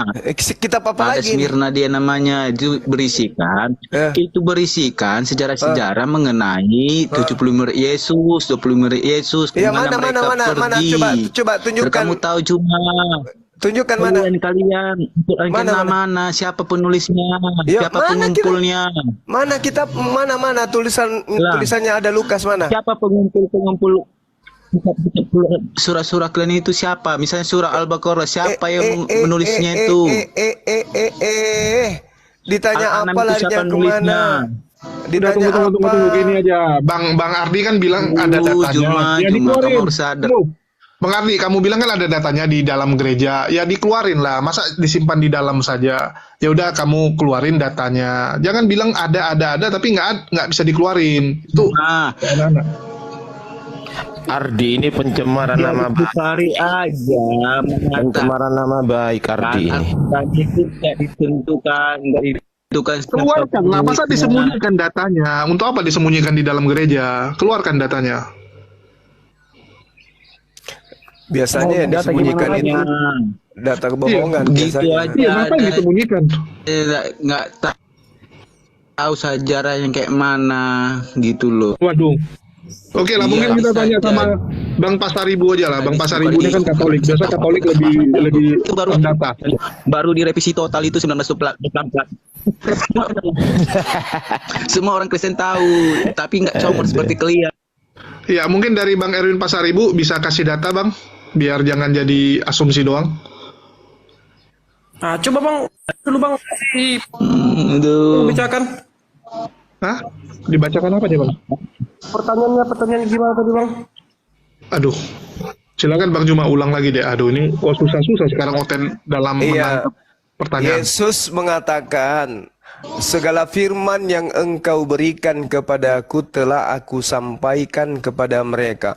Itu Yesus sampaikan sebelum terangkat. Sejarah Muhammad di mana coba? Ini Jadi- Benar. Lalu gimana? Jadi- Lalu selanjutnya gimana Juma? Pertanyaan kamu. Jadi setelah Buktikan Muhammad itu Jadi- orang Arab coba. Jadi setelah kemudian Yesus terangkat ke langit, tidak ada lagi firman tambahan.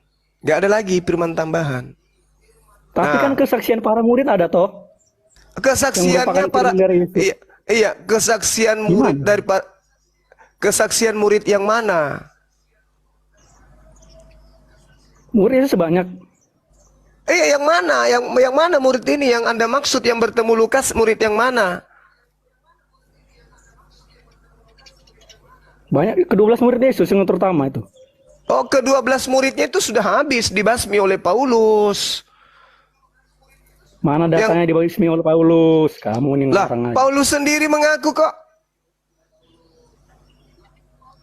Gak ada itu. Loh, Yesus juga menarasikan, menubuatkan murid-muridnya yang ke-12 ini, itu nanti akan teraniaya oleh Paulus. Dalilnya ada. Dan itu hasil penyelidikan Lukas sendiri yang Nggak ada itu bukan menceritakan. dalilnya Juma. Kamu jangan berasumsi lihat. Lukas dengan itu.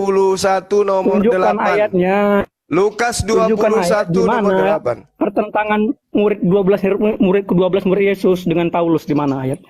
Lukas 12 nomor Lukas 21 nomor 8. Anda buka di sana.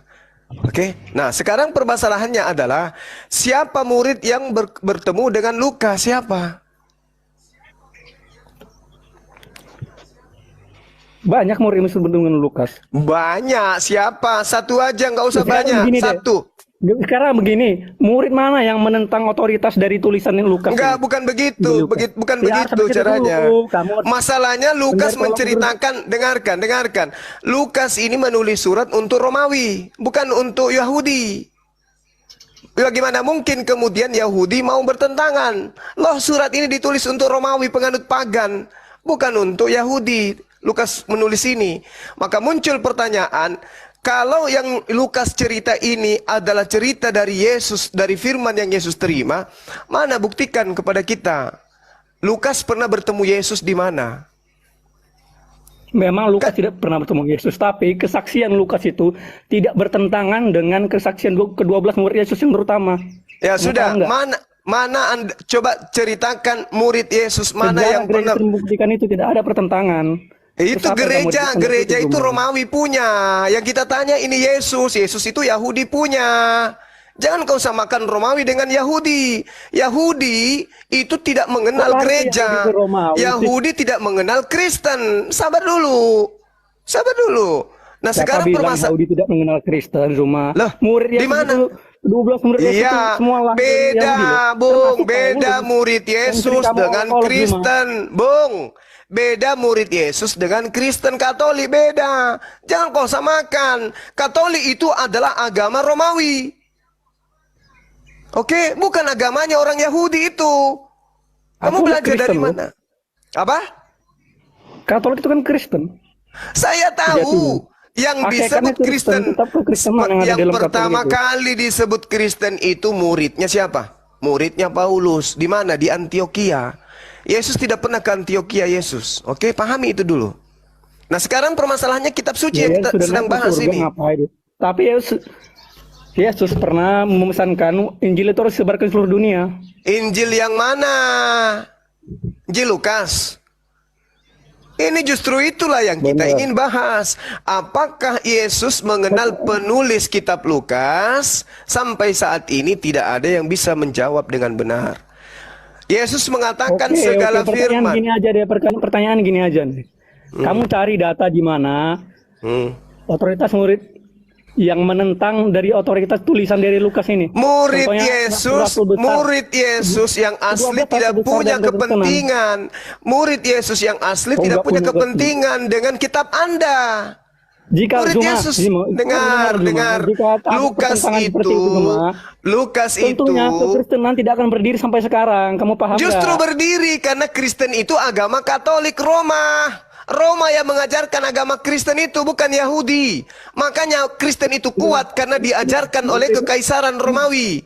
Tidak ada Yahudi yang mengajarkan agama Kristen. Pahami itu dulu. Beda konteks. Kamu mau lari ke politik Romawi Beda ya? konteks gimana? Beda. Kalau saya tanya sama Anda, apa haknya Katolik mengambil kitabnya orang Yahudi? Dianggapnya perjanjian lama. Apa jawaban Anda? Kok Anda bisa Katolik bicara. Kok Katolik ngambil perjanjian lama? Saya ulang pertanyaannya. Apa haknya?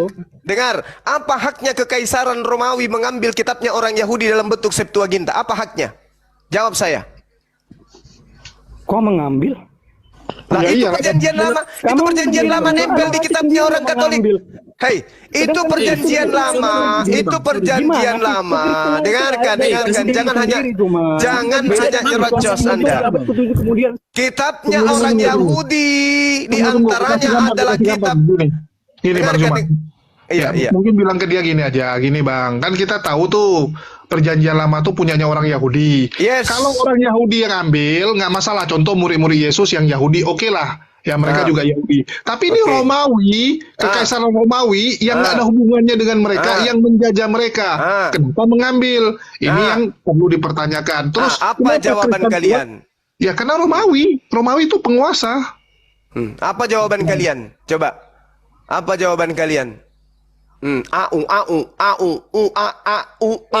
Bang, ini siapa namanya ini? Kau kayak cewek kau bang, serius? Abang ini udah ngasih bicara. Coba kamu jawab, apa kepentingan Romawi mengambil kitabnya orang Yahudi dan mereka mengatakan itu adalah perjanjian lama? Jawab. Mengambil di mana bang? Di mana datanya abang bilang itu mengambil? Lah itu ada nempel perjanjian lama di kitabnya orang Romawi? Bodoh kau bang, bodoh gini. Perjanjian, perjanjian lama itu berkisah tentang pencipta. Dengar dulu, jangan nyaut kau cewek kau bos. Penonton bisa menilai nih ya. Ini penonton bisa menilai ya. Saya cuma bilang Dia meminta kita berbicara. Sedangkan kalau kita berbicara, saudara ini seperti cewek ataupun tidak punya. Saya ulang pertanyaan saya, habis itu saya diam. Dengarkan. Kekaisaran dengarkan. Kekaisaran Romawi tidak ada hubungannya dengan nabi-nabi Yahudi. Kenapa mereka mengambil kitabnya orang Yahudi menempelkan di kitab mereka? Sehingga mereka mengatakan kitabnya Yahudi itu adalah perjanjian lama. Apa kapasitas kekaisaran Romawi mengatakan kitabnya Yahudi sebagai perjanjian lama, dan apa haknya mengambil kitabnya Yahudi menempelkan dalam kitabnya yang perjanjian baru? Jawab. Oke. Bang, sebelumnya kalau abang mau bertanya tentang itu, terlebih dahulu abang harus mengenal apa itu perjanjian baru dan perjanjian lama. Perjanjian Lama itu berkisahkan tentang penciptaan sama bercerita tentang para nabi-nabi. Makanya itu tentang, kalau di Perjanjian Lama dia itu hukumannya berat. Sedangkan di Perjanjian Baru itu berkisahkan tentang Tuhan Yesus, yang dimana berkisahkan tentang Tuhan Yesus, dia datang untuk mempermudah ataupun mengurangi rasa di dalam untuk kalau dia kesalahan dia langsung dipenggal biasanya itu bang, seperti itu bang. Itu bukannya diambil tapi itu menyatukan untuk bisa menjabarkan. Nggak perlu sejauh itu bro, nggak perlu jauh-jauh ngomong seperti itu. Kristenan itu lahir dari Yahudi itu sendiri. Hakikatnya. Orang ini bertanya seolah-olah tahu. Narasi premis Juma mengatakan orang Katolik Roma mencomot kitab Yahudi itu nggak benar. Sedangkan kekristenan itu lahir dari Yahudi itu sendiri. Makanya saya bingung dari orang ini dari mana taunya itu menjawabnya. Saya sudah bisa bicara? Oke, bicaralah. Oke, baik. Kitabnya orang Yahudi itu dikhususkan sebagai warisan kepada Bani Yakub. Ulangan 33 nomor 4. Mazmur 147 benar. Anda statusnya belajar di sini, oke? Mazmur 147 di situ mana kamu belajar dari apologet Islam Indonesia, namanya Bang Suma. Diam. Kamu selama ini belajar di gereja. Kamu harus bayar ke gereja baru kamu bisa belajar. Kalau di sini gratis kamu belajar sama Bang Suma. Paham? Framing belajar cuma Bung, habis ini kamu bantah ya. Habis ini kamu bantah. Ini kau harusnya berterima kasih. Kepalamu kuisi dengan Bible. Di dalam kitabnya orang Yahudi jelas sekali diterangkan Mazmur 147. Jelas dikatakan bahwa perintah-perintah Tuhan yang datang kepada Nabi Musa itu adalah milik kepunyaan Yakub. Dan firman Tuhan yang datang kepada mereka, ketetapan-ketetapannya tidak berlaku kepada bangsa lain. Bangsa lain yang dimaksud di sini siapa? Romawi, Yunani. Oke, paham sampai di situ? Yeremia 23 nomor 3, nomor 2, nomor 3, nomor 8. Yang dimaksud keturunan Bani Israel, Bani Yakub adalah keturunan dari 12 suku dari Bani Israel. Mereka yang punya hak tentang kitab suci mereka. Nah, segala hukum ketetapan yang ada di dalam kehidupan orang Yahudi diterangkan di dalam kitab mereka, Ulangan 6. Untuk orang Yahudi, jangan kau menambahi firmanku, jangan kau mengurangi, agar kamu tidak dianggap sebagai penyesat. Itu Ulangan 4. Kitabnya orang Yahudi yang menarasikan itu. Tidak ada satupun hukum yang datang kepada Bani Israel untuk orang Roma, untuk orang Yunani. Sekarang pertanyaannya adalah, kenapa kitabnya orang Yahudi yang adalah perjanjian baru untuk mereka justru dianggap sebagai perjanjian lama di dalam agama Romawi? Kekaisaran Romawi menjadikan kitabnya orang Yahudi sebagai kitab suci resmi pada abad ketiga. Ini apa? Dari mana Romawi, kekaisaran Romawi punya hak mengambil kitabnya agama lain? Jawab. Ya, shalom buat Bang Naftali ya, sama Lihandri yang baru join, dan assalamualaikum buat Uti Cindy ya. Ini Uti Cindy adalah seorang mualaf dari Chinese. Ya, dari Tionghoa maksudnya. Ya, mungkin siapa yang mau jawab dari pihak Kristen, silakan. Ada Naftali, ada Lihandri, atau Julian yang sudah kabur lagi. Mungkin begini ya. Di perjanjian baru itu murid-murid Yesus itu kan Yahudi, terutama Rasul Paulus. Dia diberikan kesempatan dan murid-muridnya diberikan kesempatan untuk membagikan siapa itu Yesus, kalau terima Yesus ajarannya seperti apa, dan itu dibagikan bukan hanya kepada orang Yahudi, tetapi kepada siapa saja termasuk non-Yahudi yang mau menerima Yesus. Dalam perkembangannya termasuk kita yang sekarang ada Katolik, ada Protestan, dan ada beberapa aliran lainnya, itu semua mengikuti ajaran dari murid-murid Yesus, dan itu yang disebut dengan Kristen, pengikut yang baru. Sehingga baik perjanjian lama maupun perjanjian baru itu menjadi bagian dalam implikasi yang saling terkait. Di perjanjian lama dia bercerita tentang bagaimana bangsa Israel yang sebelumnya itu keturunan daripada Abraham, lalu keturunan Abraham itu menjadi bangsa pilihan, lalu mereka dibawa tawanan atau oleh Firaun, kemudian dilepas. Itu menjadi sejarah. Waktu Tuhan mengadakan perjanjian dengan Abraham tentang keturunannya, perjanjian itu dia berlaku sampai nanti Yesus datang, karena bangsa Yahudi sendiri Bang, menolak. ini kok jadi jelasin sejarah kekristenan, Bang? Ya, maksud saya begini, kenapa Katolik? Ada berkesinambungan kamu nih. Ya, kenapa Lanjut, Katolik? Fokus. Kenapa Katolik menggunakan tadi dibilang kitab Yahudi ya? Dengan perubahan tadi, akhirnya kitab perjanjian lama dan juga perjanjian baru itu menjadi panutan yang digunakan oleh gereja. Mungkin terlalu jauh ya. Enggak terlalu jauh tapi kejauhan. Ambil alih Bang Andi. Aku sambil makan, silakan. Ya Bang Juma lagi dong, silakan Bang Juma. Oke, baik, Bung. Jadi gini, saudaraku. Kalau saya tanya ini kepada semua teman-teman Kristen di dunia bahkan, apa alasannya kemudian orang-orang Kristen dari semua sekte mengatakan kitabnya orang Yahudi sebagai perjanjian lama? Kira-kira apa jawabannya? Sedangkan yang Kristen sebut Ya, sebagai dari Injil Yesus dong. Nah, bagus. Nah, artinya gini, yang mengatakan kitabnya orang Yahudi itu adalah perjanjian lama adalah Kristen itu sendiri. Sedangkan yang Anda sebutkan perjanjian lama, itulah perjanjian barunya Tuhan kepada Bani Israel. Yeremia 31:31. Aku akan mengadakan Pada waktu itu kan, pada waktu Diam itu dulu Pak, dengerin dulu. Dicatat. Ketika Yesus datang, Yesus mengatakan diri dia menjanjikan perjanjian Didengarkan baru. dulu Bang Juma, kan belum kelar Pak poinnya. Dengerin dulu, silakan Bang Juma, terusin dulu.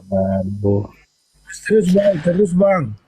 Aku akan mengadakan perjanjian baruku dengan Bani Israel dan Bani Yehuda. Dengan siapa Tuhan akan mengadakan perjanjian baru di situ? Ada Romawi, ada Yunani di situ, ada orang Batak di sana, ada. Enggak dong, paham konteksnya dulu dong. Ini konteksnya sudah jelas ini. Keselamatan melalui mereka dijanjikan ketika Yesus datang. Sabar. Nanti akan saya porotin Anda. Saya akan porotin Anda dengan pengakuan Anda ini. Tunggu ada, sabar. Saya mencoba membuka cakrawala berpikir Anda. Perjanjian barunya Tuhan. Ini apa ya? Ivan, ada tamuku di bawah, Dek. Tolong dulu, Dek. Ada perjanjian baru Tuhan kepada Bani Israel. Aku akan mengadakan perjanjian baruku dengan Bani Israel dan Bani Yehuda. Apa perjanjian baru itu? Beginilah perjanjian yang akan aku adakan. Aku akan memasukkan hukum Taurat ke dalam batin setiap Bani Israel. Apa perjanjian Bani Israel? Hukum Taurat. Apa hukum Taurat itu bagi Kristen? Perjanjian lama. Siapa yang ngajarin kalian bahwa hukum perjanjian baru Tuhan kepada Bani Israel itu adalah perjanjian lama?